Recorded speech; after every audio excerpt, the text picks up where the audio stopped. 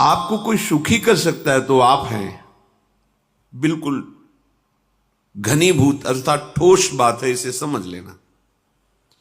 यदि आप अपने विचार के द्वारा, विवेक के द्वारा अधर्माचरणों का त्याग करके धर्म पूर्वक जीवन व्यतीत करते हुए भगवान नाम जप करते हैं, तो पूर्व पाप कर्म के अनुसार जब देह रचा गया तो उसमें जो प्रारब्ध दुख सुख का है वो तो आएगा, पर आपको परास्त नहीं कर पाएगा।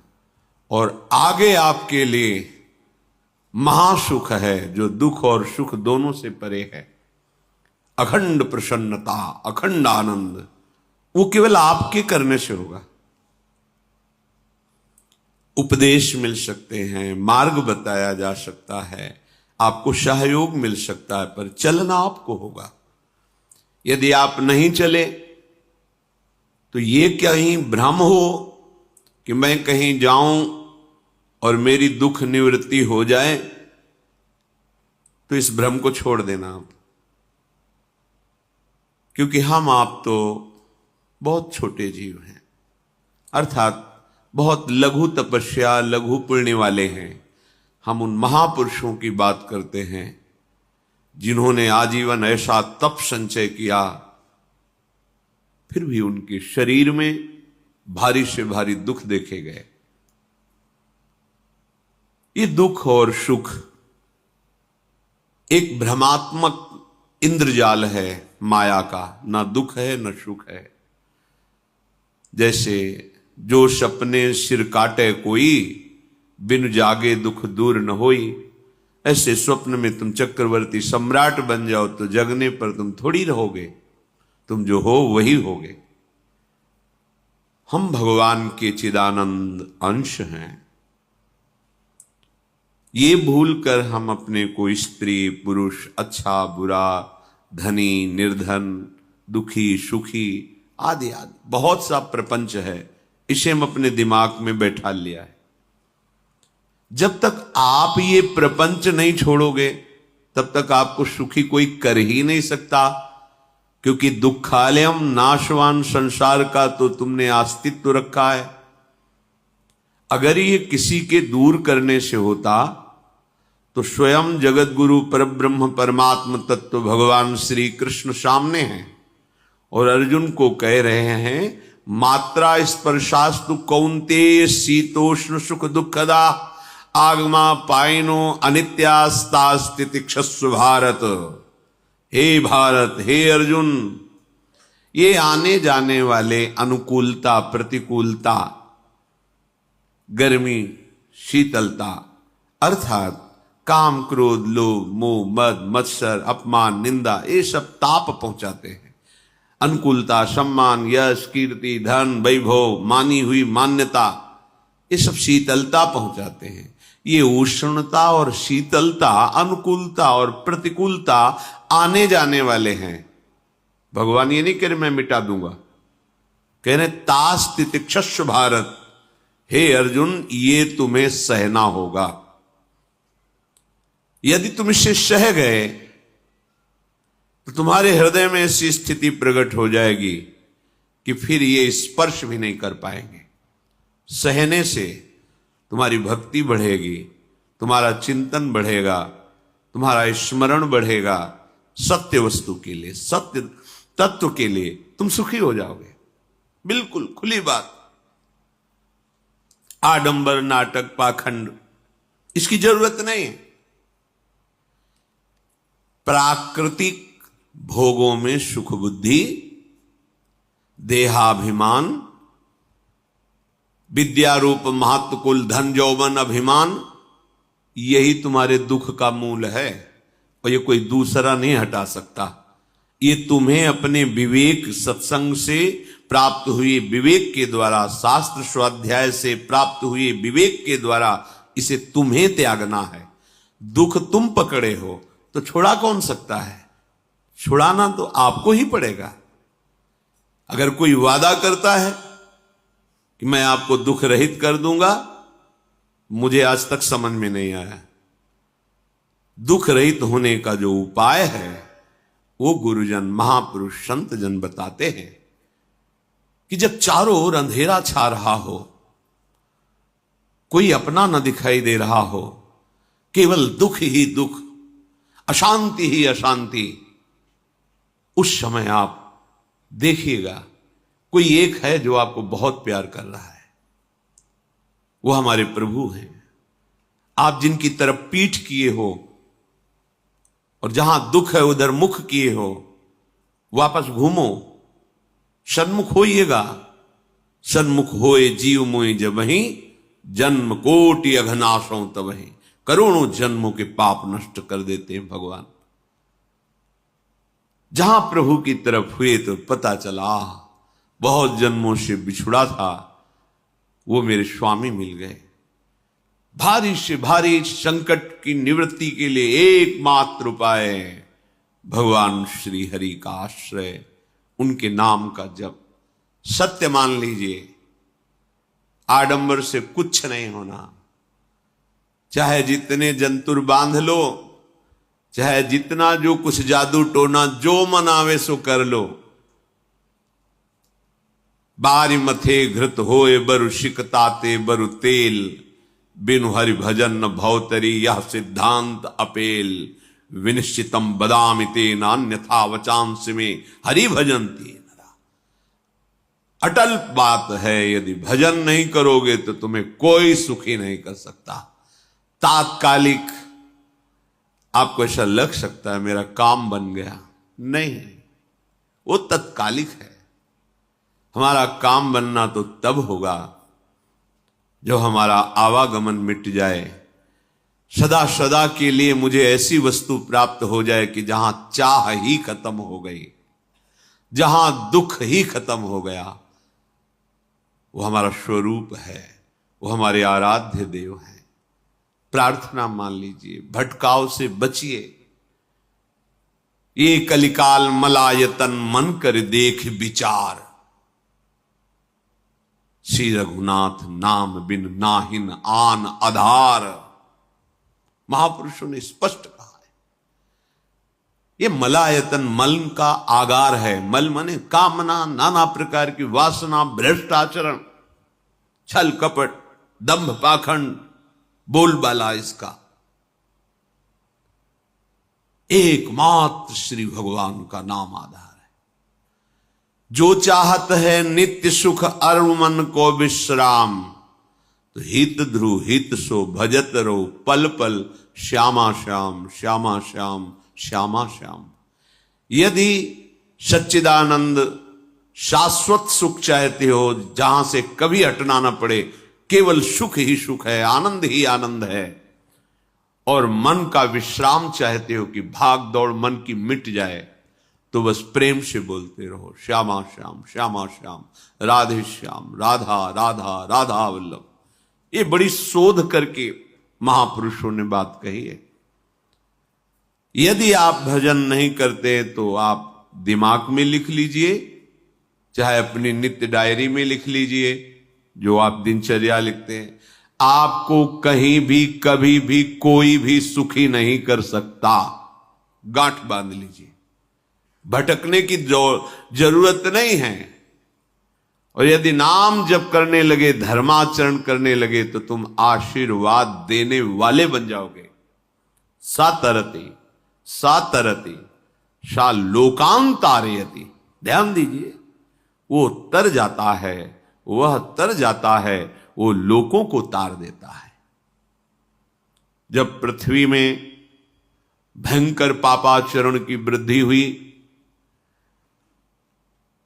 असुरों के द्वारा प्रेरित होकर के जहां भी धर्माचरण, नाम कीर्तन, यज्ञ, हवन, होम, ऋषि मुनि विध्वंस कर दो, क्या हुआ?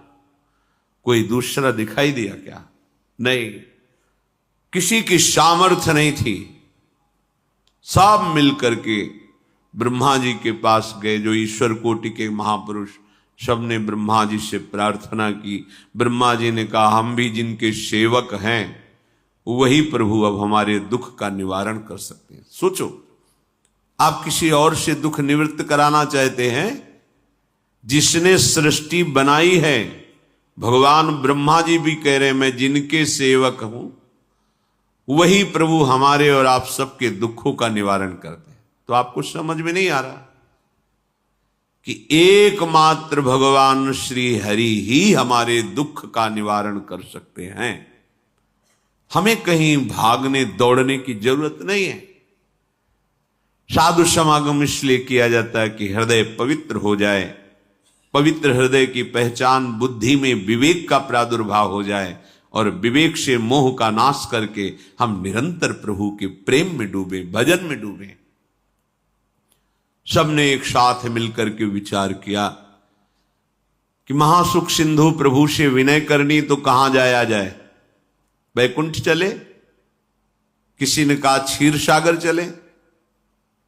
अपनी अपनी भावना व्यक्त कर रहे थे। तेहि समाज गिरजा में रहेऊ, अवसर पाई वचन एक कहेऊ, हरि व्यापक सर्वत्र समाना, प्रेम ते प्रगट होई मैं जाना। हे गिरिजा, परम वैष्णवाचार्य भगवान महादेव जी कहते हैं, उस देव समुदाय में हम भी थे। हमने कहा कि हमारे तो हृदय में बात ऐसी आती है कि कहीं भागने की जरूरत नहीं है। हरि व्यापक सर्वत्र समाना, जैसे वो वैकुंठ में विराजमान है, क्षीर समुद्र में विराजमान है, ऐसे कण कण में विराजमान है। बस तुम प्रेम से पुकारो, जहां पुकारोगे वहीं प्रभु प्रकट हो जाएंगे। नाम बाणी जहां श्याम श्यामा तहां, नाम बाणी निकट श्याम श्यामा प्रगट। सिद्ध सिद्धांत है, भटकने की जरूरत नहीं। जहां हो वहीं से प्रिया प्रीतम का नाम पुकारो, नाम कीर्तन करो, उनकी लीलाओं का गायन करो, सबको सुख देने की भावना करो। देखो तुम्हारी दृष्टि बदलती चली जाएगी, भगवत साक्षात्कार करने की योग्यता आने लगेगी। ऐसा ही हुआ। सबने मिलकर के श्री भगवान को विनय पूर्वक आर्त भाव से पुकारा। आकाशवाणी हुई, निर्भय हो जाओ, निश्चिंत हो जाओ, मैं स्वयं अपने अंशों के सहित अवतार लेकर इस भूमि का भार हरण करूंगा। तुम सब बड़े बड़े जो देवता हो, जाओ हमारी लीला में सुख लेने के लिए सब ऋक्ष वानर आदि का रूप धारण करो। ब्रह्मा जी, महादेव जी, बड़े बड़े ईश्वर कोटि के लोकपाल बहुत प्रसन्न हुए, क्योंकि भगवद वाणी सत्य है, त्रिकाल सत्य है। सबको विश्वास हो गया कि अब मारा तो जाएगा ये महासुर, जिसको लगता था कोई ना मंत्र के द्वारा मार सकता है, ना अस्त्र के द्वारा मार सकता है। स्वयं श्री भगवान पधार रहे। भगवान ने जो निरंतर भजन प्राण रहते हैं, कश्यप जी, अदिति जी, वो भगवान के वात्सल्य में भरे थे। प्रभु जब प्रकट हुए तो उनसे कहा, मुझे आप जैसा पुत्र चाहिए। प्रभु ने कहा कि मेरे जैसा तो मैं ही हूं, अद्वितीय हूं, दूसरा कोई है नहीं, मैं ही अवतरित होऊंगा। भजन में देखो कितनी सामर्थ्य है। जगत पिता को पुत्र रूप में प्राप्त कर रहे हैं। वही चक्रवर्ती सम्राट अवधपुरी के नरेश महाराज दशरथ जी के रूप में, जिनके महामहिम अद्भुत सौभाग्य प्राप्त करने वाली तीन ये रानियां, श्री कौशल्या जी, श्री कैकेयी जी, श्री सुमित्रा जी। भगवान वशिष्ठ जी इनके गुरुदेव हैं। प्रायः बड़े बड़े महान जो राज्य पालक रहे, उनके ऊपर, राजा के ऊपर महाराजा विराजमान रहे। ऊपर से स्वर्गलोक आदि लोकों से भी ये शिक्षा मिली है। देवराजेंद्र तो भगवान बृहस्पति, दैत्यराज बलि तो भगवान शुक्राचार्य, जनक जी तो सदानंद जी महाराज, दशरथ जी तो वशिष्ठ जी महाराज। ऐसा था, क्योंकि जहां हमारा विवेक काम नहीं करता, वहां ये ब्रह्मबोध संपन्न महापुरुष तत्काल हमको संभालते हैं। महाराज दशरथ जी के हृदय में प्रबल लालसा हुई कि अब अवस्था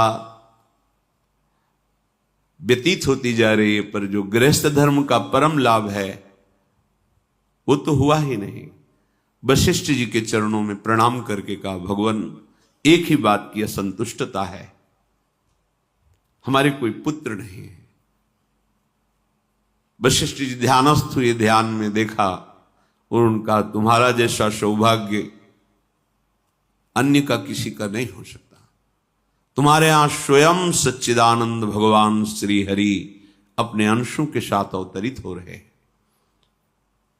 श्रृंगी ऋषि को बुलाया गया, पुत्रिष्टि यज्ञ करी, उसमें साक्षात भगवान अग्निदेव प्रकट होकर के खीर दिया और कहा अपनी रानियों को पवा दीजिए। वशिष्ठ जी के आज्ञा के अनुसार उस खीर को 2 भाग में किया। प्रथम भाग श्री कौशल्या जी को दिया, जो दूसरा भाग था उसके 2 भाग किए, उसका 1 भाग कैकेयी जी को दिया। अब जो 1 भाग बचा उसके 2 भाग किए और वशिष्ठ जी की आज्ञा के अनुसार एक माता कौशल्या जी को, एक कैकेयी जी को दिया। उन्होंने अपने हाथ से सुमित्रा जी को दिया, तो सुमित्रा जी के गर्भ से लक्ष्मण और शत्रुघ्न, कौशल्या जी ने जो भाग दिया उससे लक्ष्मण जी प्रकट हुए, जो रामचरण अनुरागी, अद्भुत अद्भुत हरि प्रेमी। शत्रुघ्न जी भरत चरणों का आश्रय लिए हुए राम जी का सेवन करते। बड़ा रहस्य है, कितनी मर्यादा है गुरु की आज्ञा से। जहां जैसा विधान होना चाहिए वैसा, तो उस बड़ा मंगल शुरू। ये महामहिम जगत पावन करने वाली माताएं मानो अपने गर्भ में अखिल ब्रह्मांडों के स्वामी को धारण किए हुए हैं, जिनके गर्भ में अनंत ब्रह्मांड वास करते हैं, उन प्रभु को अपने गर्भ में धारण करने का अनुभव कर रहे हैं। महाराज दशरथ बहुत प्रसन्न है। ये जीवन का परम लाभ है। प्रभु हमारे कोई हो, माता पिता भाई बंधु सखा पति प्रीतम पुत्र, कुछ भी, ये तो ऐसे करुणामय कोई भाव रख लो और गाढ़ भाव कर लो तो आपको अनुभव कराने लगेंगे। जिस भाव से आप देखोगे कैसा सुख महाराज दशरथ जी को हो रहा होगा, जिनको गुरुदेव से पता है कि स्वयं भगवान पधार रहे। प्रतिपल इनके दर्शन करके कौशल्या जी, कैकेयी जी, सुमित्रा जी के प्रेम पुलकित रहते हैं। दशरथ जी, अहो भाग्य, साक्षात भगवान पधार रहे। समय व्यतीत हुआ, जोग लगन गृह बार तिथि, सकल भये अनुकूल, चर अरु अचर हर्ष जुत, राम जन्म सुख मूल। ठीक योग लगन ग्रह वार तिथि सब अनुकूल हो गई। कब? जिसके हृदय में प्रभु का प्रकाश हो जाता है। जो प्रभु के भजन में रहता है तो योग लगन ग्रह वार तिथि नक्षत्र सब अनुकूल हो जाते हैं।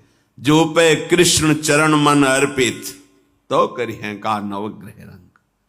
सब ग्रह नक्षत्र वार तिथि, ये जितने भी विघ्न कारक या शुभ कारक है, ये सब शासन में रहते हैं जिसके हृदय में भगवान नाम चल। जिते विनायक शुभ अशुभ, ये विघ्न करे नहीं कोई, क्योंकि भगवान का नाम चल रहा है, हृदय में भगवान प्रकाशित हो गए हैं, परमानंद अनुभव होता है। ऐसे भगवान जगत में प्रकट हो रहे हैं। ये तो कभी कभी अवतार होता है, पर ये अवतार होता ही रहता है।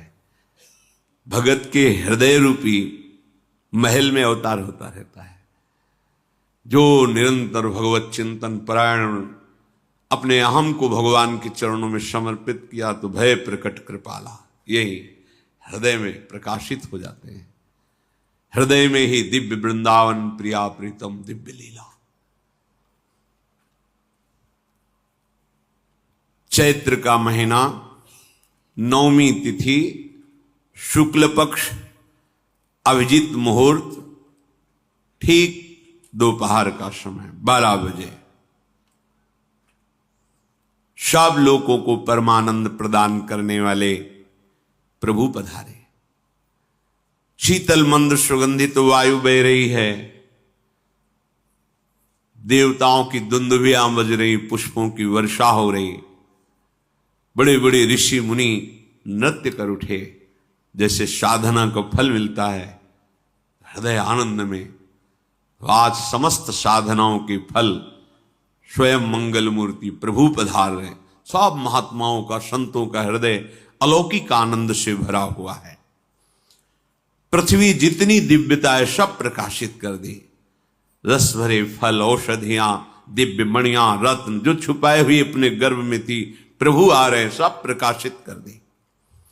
जलधाराएं जो सूखी हुई थी वो भी।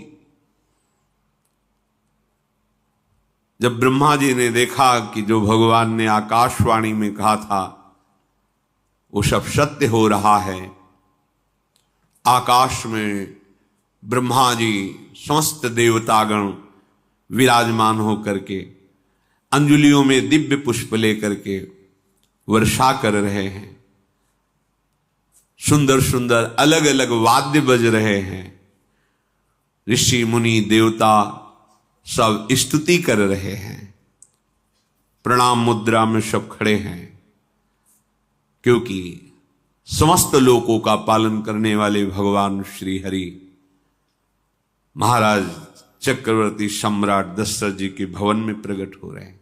तो आकाश में सब ईश्वर कोटि के महापुरुष पुष्पांजलि अर्पित कर रहे हैं। उसी समय भगवान का प्रादुर्भाव होता है। भगवान कभी गर्भ से नहीं प्रकट होते, लीला होती है, ऐसा अनुभव होता है गर्भ है, पर पहले भगवान भगवान के रूप में प्रकट होते हैं, फिर वो बालक बन जाते हैं। कभी ऐसा कहीं नहीं मिला, अनुभव होता है ऐसा, समय से गर्भ रहा, समय से गर्भ बढ़ा, ऐसा अनुभव होता है, पर भगवान प्रकट होते हैं। इसीलिए भय प्रगट कृपाला दीन दयाला कौशल्या हितकारी हर्षित महतारी मुनि मनहारी अद्भुत रूप विचारी लोचन अभिरामा तनु घन श्यामा निज आयुध भुज चारी भूषण बनमाला नयन विष